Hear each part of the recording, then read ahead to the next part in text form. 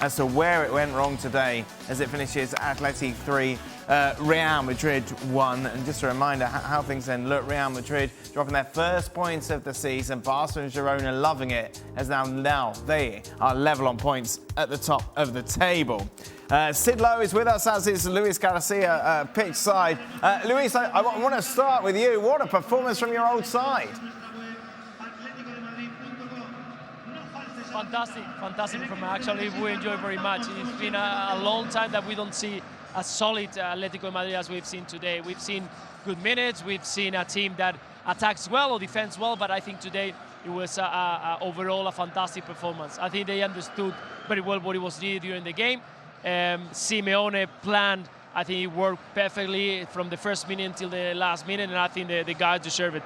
I think it wasn't easy for Real Madrid to try to arrange on the wide areas, in the middle, getting the tempo, but it was all about Atlético de Madrid, what they can do, what they did, and much more for Morata. Very happy for him, because with the fight between him and Memphis to get the place at the front, scoring today 2 goals, I think he gave a lot of confidence for the rest of the season.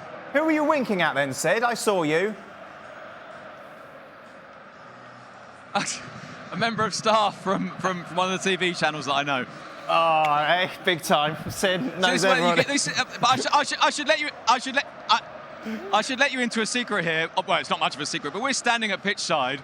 There's lots and lots of cameras. There's lots of people standing pitch side, and there are so many people that walk past that you know all the time, and you always think it'd be a bit rude not to say hello, but at the same time you're trying not to get spotted. So I apologise for being caught out. Well, you're such a social butterfly, Sid. He knows everyone. You know, let's just try and be professional, Sid, at all times. You know, just blank them. Atlético thoroughly deserve the win today. What? Break a habit of a lifetime. Yeah, I know. Well, I think when we saw that graphic that we put up with the stats, I think which heavily are weighted for Real Madrid, possession, efforts, I think that's misleading.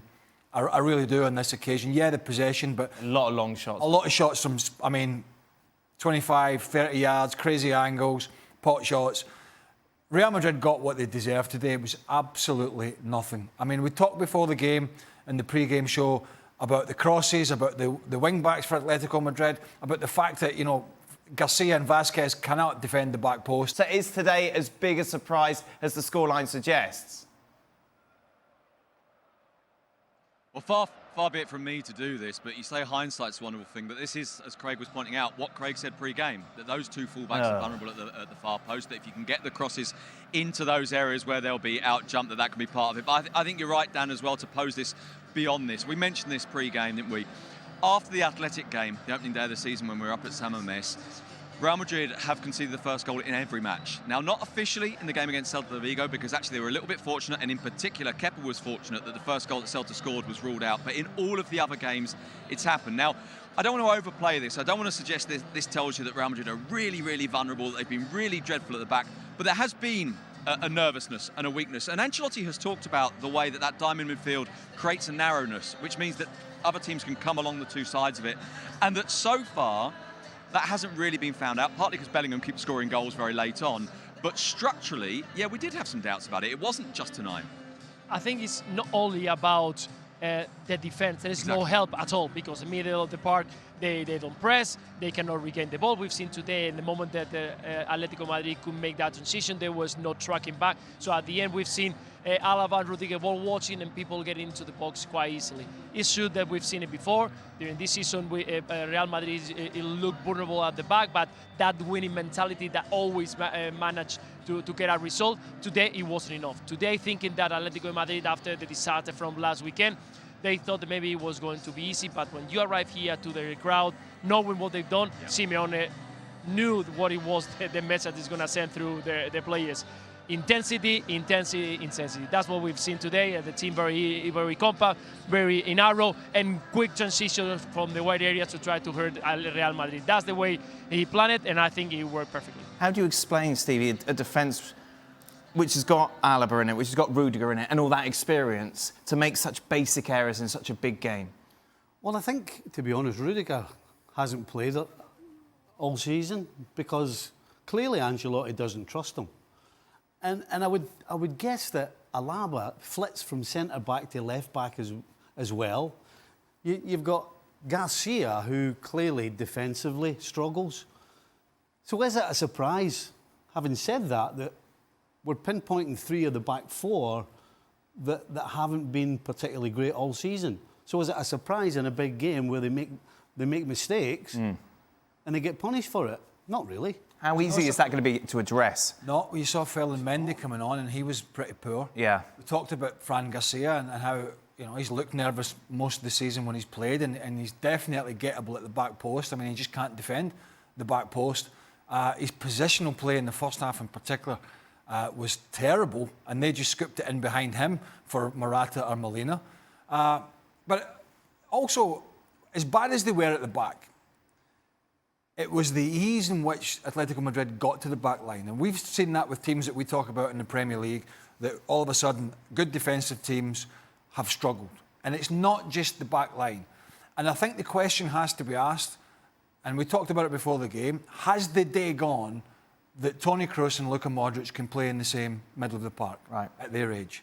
And I think when you look at Ancelotti's team selections previous to this game, the answer is no. The answer is no, because they both have not, in the big games, they both have not started.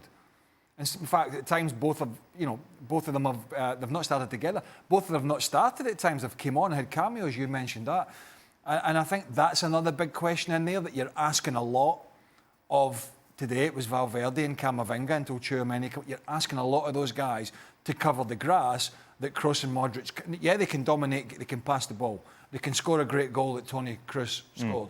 But you're not going to do that every week. And I think the likelihood of seeing those two together starting in really big games like this going forward are probably slim to none now. Let's get some reaction then. Alvaro Morata spoke to Alexis after the game. Alvaro, congratulations. Amazing game. It was a competitive game. You got the 3 points. How much did you enjoy that? I can explain honestly, because our fans, they really deserve this kind of emotions, because we always fight and we always try to have the best for the club, the best for the supporters, and we push. Sometimes we work a lot and the results didn't come, but today we make that our kids and Atlético kids tomorrow will be proud wearing the Atlético shirt in the schools, and like my kids, they have the Atlético de Madrid back, and tomorrow they will be happy and proud of us. Well, you should be proud of yourself too. 2 great headers as well that we saw. One of the things we were talking about is how Atleti can use your height in the box as well with good balls into the box. Is that something you talked about and worked on with Cholo? Yeah, we talk sometimes, and I hope we will continue using this. Also, Antoine, he make a really good header, and it's good when we play like this, and also when we play with the heart, and we are very happy today. When, of course, Real Madrid scored right before halftime, and then you guys came out after the break, immediately instant reaction 1 minute after halftime, you again. What was the message from Cholo at halftime? No, he said that that we need to play also with the ball, when we have the ball, when we have time to play, and this is what we do. Sometimes we need to recover a lot. It's impossible to press, to have the ball and all these things, but we can play also good with the ball. And finally, I know that you guys have had some rough results this week. Mentally, what does a win like this do for you? No, it's like a... Like a trophy, kind of? No, it's not a trophy, but a vitamin injection for sure. And it's, as I said, it's really good to see all the supporters really proud and happy, and it's good. Said he was alluding to what sounded like one of your favourite phrases, the Atleti kids have the bragging rights at school tomorrow. I can't believe you just thrown bragging rights at me, for goodness sake.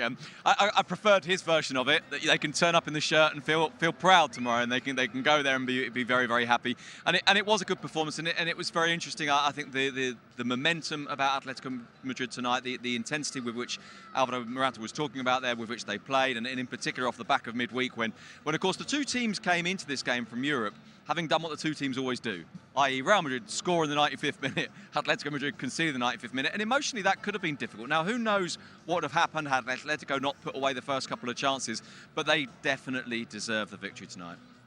Luis Bellingham's rubbish. Actually, we didn't see the best of it. I received a few text messages saying that they want to see what the people is talking about Jude Bellingham. We have to say that if we focus on today's game, of course, he was at his best. We haven't seen the best of Real Madrid today. He's been trying. At least you could see the leader he's got in him. The last challenge proved that he was hurt. He was hurt about hearing the holes from the crowd to see that he was looking around to see the reaction of some of the teammates, and they was not seeing anything. No reaction from them losing 3-1 against the biggest rival here in Madrid. So I think that you can understand that tonight Bellingham wasn't or didn't appear, but definitely we all know that probably in the future we'll see the best of him. He's got some issues to solve, hasn't he? Ancelotti. Well, You know, this Bellingham 6 goals and 6 is certainly, and it's no surprise, but it's certainly masked over some of the issues. Today, really poor at the back. Today, really poor in the middle of the park. Now, he can address the middle of the park for sure because he's got bodies to come in there. But what's he going to do with the front line? What's he going to do? Rodrigo hasn't really been working. He had that crazy scenario 3 weeks ago, whatever it was, with Vinicius Junior, when they sent him back onto the field with tape on his leg with a hamstring injury. And what happens? He makes it worse. So that's another man down. They've got Garcia who's come in, who's a completely different type of player. But Rodrigo's not really carrying the can at the moment. So what does Ancelotti do? And we talked about it. You know, he can't. There's no way in the world, no way, the Bellingham scenario was going to just keep rolling on. Yep. He just can't from a midfield perspective. And I think what he tried to do today with Jude Bellingham, I think frustrated Jude Bellingham. And it certainly didn't help Real Madrid. And I think that's just food for thought. In terms of him trying to play as a second striker, roaming about there, it was too easy for Atlético Madrid to pick him up.